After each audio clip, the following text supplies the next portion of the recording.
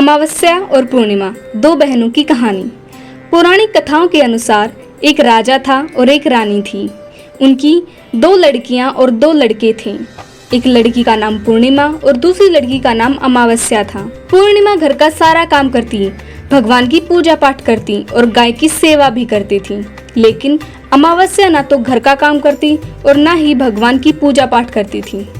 फिर भी राजा और रानी अपने दोनों बेटों और अमावस्या को बहुत प्यार करते थे, लेकिन पूर्णिमा से नफरत करते थे। राजा के दोनों लड़के और लड़कियां धीरे धीरे बड़े हो गए। राजा ने दोनों लड़कों का विवाह कर दिया।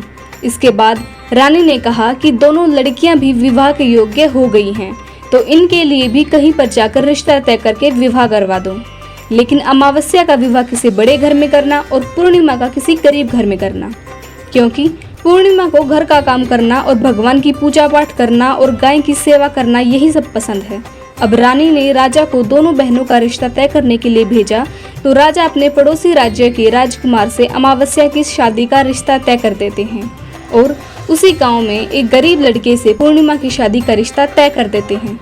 राजा अपनी रानी को दोनों बहनों की शादी के रिश्ते के बारे में बताते हैं, तो रानी अब सोचती है कि पूर्णिमा की भगवान कैसे मदद करते हैं, क्योंकि यह पूजा पाठ बहुत करती है और गाय की सेवा भी करती है। लेकिन पूर्णिमा के भाई और भौजाई पूर्णिमा से बहुत प्यार करते थे, क्योंकि पूर्णिमा उनका घर के काम में हाथ बटाती थी और अमावस्या उन पर अपना रौब जमाती थी।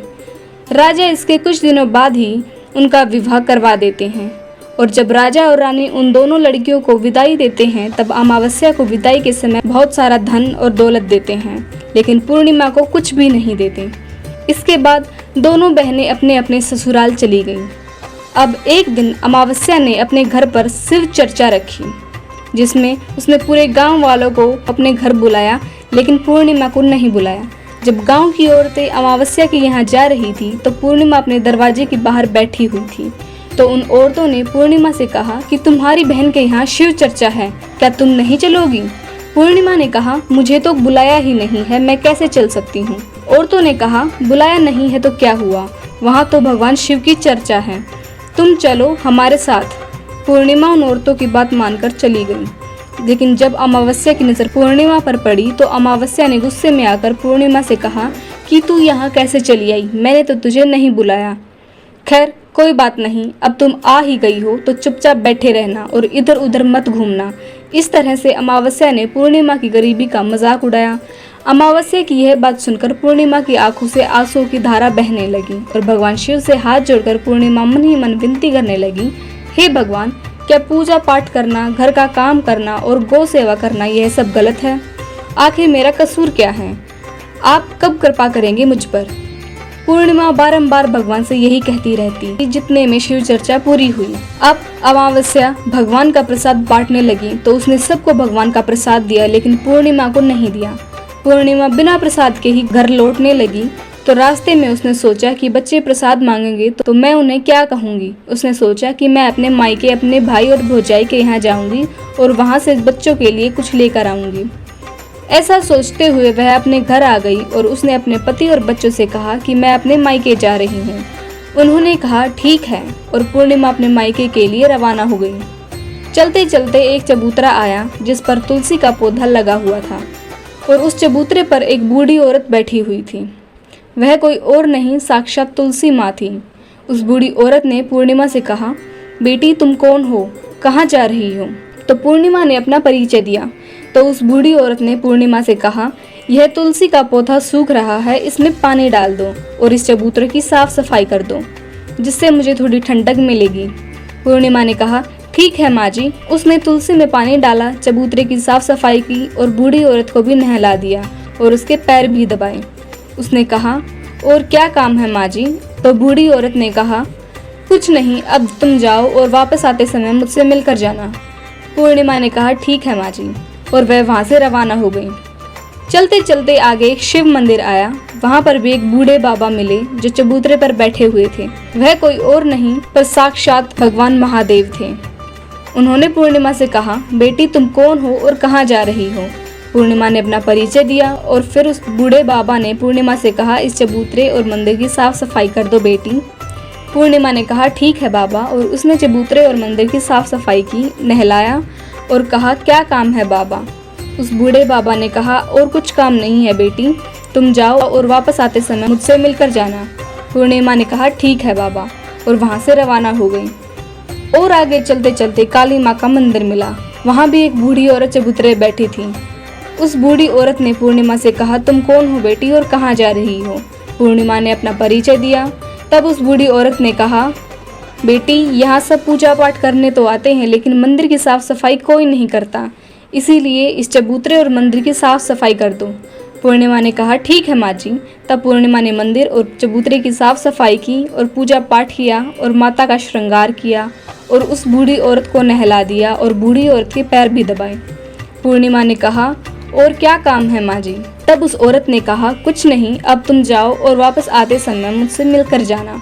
तब पूर्णिमा ने कहा ठीक है माँ जी, और उसके बाद वहाँ से रवाना हो गई। और आगे चलते चलते एक नदी आई और नदी के किनारे भी एक बूढ़ी औरत बैठी हुई थी। वह साक्षात गंगा मैया थी। उस बूढ़ी औरत ने कहा तुम कौन हो बेटी और कहाँ जा रही हो। पूर्णिमा ने अपना परिचय दिया। इसके बाद उस औरत ने पूर्णिमा से कहा इस नदी पर स्नान करने तो सब आते हैं, लेकिन यहाँ की साफ सफाई कोई नहीं करता, इसीलिए तुम यह किनारे पर साफ सफाई कर दो। पूर्णिमा ने कहा ठीक है माँ जी। पूर्णिमा ने वहाँ पर साफ सफाई की और उस बूढ़ी औरत के पैर दबाए और कहा और क्या काम है माँ जी। उस बूढ़ी औरत ने कहा और कुछ काम नहीं है बेटी, तुम जाओ और वापस आते समय मुझसे मिलकर जाना। इसके बाद पूर्णिमा नाव में चढ़ने लगी तो नाव फूलों से सजी हुई थी। वह नाव में बैठकर नदी के दूसरे किनारे पर उतर गई। इसके बाद वह अपने पीहर पहुंच गई। वहां पर पूर्णिमा के भाई भौजाइयों ने उसे देखा तो वह बहुत खुश हुए और उन्होंने पूर्णिमा की बहुत खातिरदारी की और खूब सारी बातें करते हैं और कहा कि बच्चों को भी अपने साथ लेकर आती। इसके बाद सब खाना खाकर सो जाते हैं और सुबह जब पूर्णिमा ने अपने ससुराल जाने के लिए कहा तो भाभियों ने उसे एक लाल साड़ी दी और थैले में बच्चों के लिए कपड़े और खाने पीने का कुछ सामान रख दिया और कहा कि तुम बहुत दिनों के बाद आती हो, जल्दी जल्दी आया करो। पूर्णिमा ने कहा ठीक है। इसके बाद पूर्णिमा की भाभियों ने पूर्णिमा को हाथ में थैला दिया और कहा कि जाओ और जल्दी वापस आना। इसके बाद पूर्णिमा वहाँ से रवाना हो गई और उसी नदी के किनारे पहुँच गई। नाव में बैठकर नदी के दूसरे किनारे पर उतर गई। वहां उतरने के बाद पूर्णिमा को वह बूढ़ी मिली जो साक्षात गंगा मैया थी। उस बूढ़ी माँ ने कहा आ गई हो बेटी पूर्णिमा। पूर्णिमा ने कहा हाँ मैं आ गई हूँ। तो उस बूढ़ी माँ ने पूर्णिमा को एक थैला दिया और कहा कि इसे तुम अपने घर ले जाकर ही खोलना। पूर्णिमा ने कहा ठीक है माँ जी। अब पूर्णिमा के पास 2 थैले हो गए थे। उन्हें लेकर वहाँ से रवाना हुई। पूर्णिमा अब आगे चली तो वह काली का मंदिर आ गया। वहाँ भी काली माँ बूढ़ी माँ के रूप में बैठी हुई थी। उसने कहा आ गई बेटी। पूर्णिमा ने कहा हाँ माँ जी मैं आ गई। तो काली माँ ने भी एक थैला दिया और कहा इसे घर ले जाकर ही खोलना। पूर्णिमा ने कहा ठीक है माँ जी, और पूर्णिमा के पास 3 थैले हो गए थे। पूर्णिमा आगे चली तो आगे वहीं भगवान शिव का मंदिर आया। वहाँ पर भगवान शिव बूढ़े बाबा के रूप में बैठे हुए थे। तो उन्होंने कहा बेटी आ गई। पूर्णिमा ने कहा हाँ बाबा मैं आ गई। तो उस बूढ़े बाबा ने भी पूर्णिमा को एक थैला दिया और कहा इसे अपने घर ले जाकर ही खोलना। अब पूर्णिमा के पास 4 थैले हो गए थे। पूर्णिमा आगे बढ़ी तो वहाँ तुलसी माँ बूढ़ी औरत के रूप में बैठी हुई थी। तुलसी माँ ने पूर्णिमा से कहा बेटी आ गई। तो पूर्णिमा कहती है हाँ माँ जी। तुलसी माँ ने भी पूर्णिमा को एक थैला दिया और कहा कि इसे घर ले जाकर ही खोलना। अब पूर्णिमा के पास 5 थैले हो गए थे। पूर्णिमा वहाँ से रवाना हुई और सीधे अपने घर आ गई। पूर्णिमा ने थैले को नीचे रखा और सबसे पहले अपने मायके का थैला खोलकर देखने लगी तो उसमें अपने बच्चों के लिए अच्छे अच्छे कपड़े और बच्चों के खाने पीने की चीजें और कुछ गहने थे। पूर्णिमा ने अपने बच्चों को वो नए नए कपड़े दिए और खाने पीने की चीजें दी तो बच्चे बहुत खुश हो गए। अब पूर्णिमा ने दूसरा थैला खोला जो उसे गंगा मैया ने दिया था। उसमें सोना और चांदी भरा हुआ था। अब पूर्णिमा ने तीसरा थैला खोला जो उसे काली माँ ने दिया था। उसमें 16 श्रृंगार का सामान भरा हुआ था। अब पूर्णिमा ने चौथा थैला खोला जो भगवान शिव ने दिया था। उसमें धन संपत्ति और वे सारी खुशियाँ भरी हुई थी।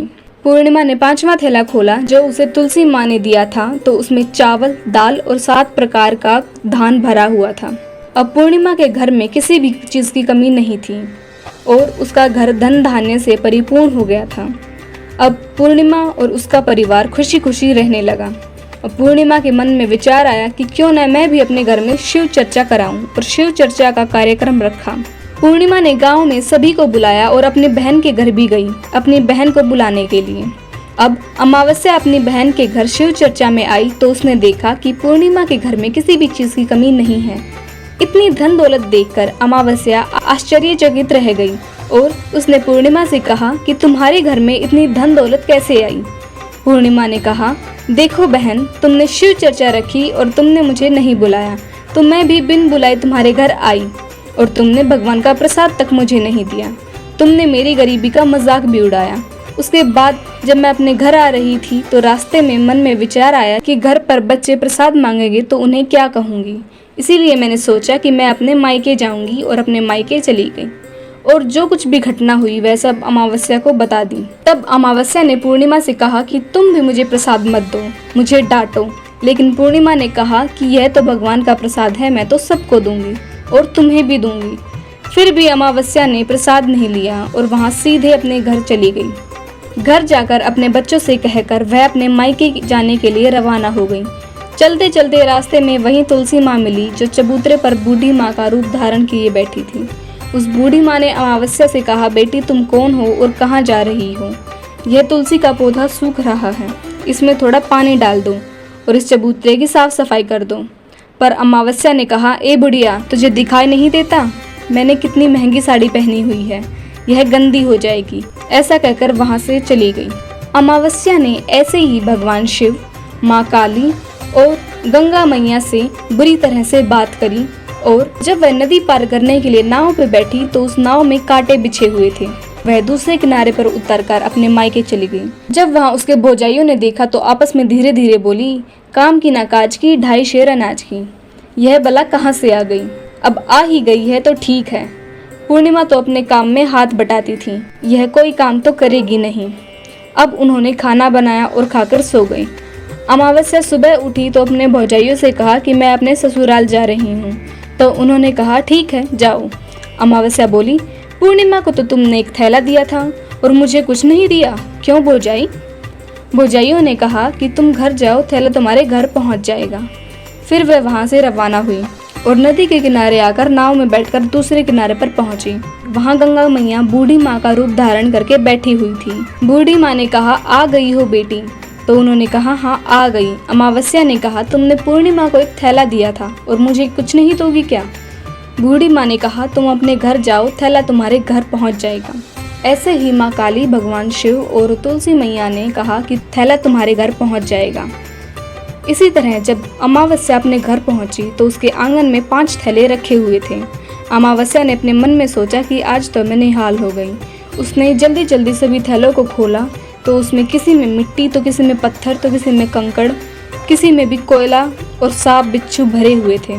यह सब देखकर उसने अपना सर पकड़कर कहने लगी, हे भगवान, मुझे मायके में भी कुछ नहीं मिला और थैले में भी कुछ नहीं मिला। इसके बाद अमावस्या दौड़ती हुई अपनी बहन पूर्णिमा के घर जाती है और पूर्णिमा से कहती है, तुझे तो इतना सब कुछ मिला और मुझे कुछ नहीं मिला, आखिर क्यों? पूर्णिमा ने कहा कि जब मैं अपने मायके जाती हूँ तो अपने भौजाइयों के साथ मिलकर काम करती हूँ और तुमने कभी उनकी इज्जत नहीं की, इसलिए तुम्हें वो भला क्या देंगी। और इसके बाद तुमने गंगा मैया को ठुकरा दिया, काली माँ को भी ठुकरा दिया और भगवान शिव को भी ठुकरा दिया, साथ ही माँ तुलसी को भी ठुकरा दिया, इसीलिए उन्होंने भी तुम्हें कुछ नहीं दिया। अमावस्या बोली, बहन मुझे माफ़ कर दो, मैंने सदा तुम पर अत्याचार किए हैं, मुझे कुछ नहीं मिला तो कोई बात नहीं, मैं भगवान की भक्ति करके सब कुछ प्राप्त कर लूँगी, मुझे इसका रहस्य बताओ। तो पूर्णिमा ने कहा, तुम 3 सूत्र का ज्ञान ले लो। पहले सूत्र में दया मांगना और दूसरे सूत्र में चर्चा करना और तीसरे सूत्र में 108 बार ओम नमः शिवाय का जाप करना। बहन, भगवान ने जो 3 सूत्र दिए हैं इसको अपने हृदय में बसा लेना। मैंने सच्चे मन से भगवान की पूजा पाठ की, इसीलिए मेरे पास कुछ नहीं था, फिर भी भगवान ने मुझे सब कुछ दे दिया और तुम्हारे पास जो सब कुछ था वो भी खत्म हो गया। इसके बाद अमावस्या अपने घर गई और भगवान की पूजा पाठ करने लगी और भगवान शिव से माफ़ी मांगने लगी और गौ सेवा करने लगी और दूसरों की मदद करने लगी। इसी प्रकार अमावस्या ने जब पूजा पाठ करनी शुरू करी तो भगवान की कृपा उस पर भी बरसी। अगर आपको वीडियो पसंद आया हो तो वीडियो को लाइक करें और चैनल को सब्सक्राइब करें और अपने दोस्तों के साथ शेयर करें।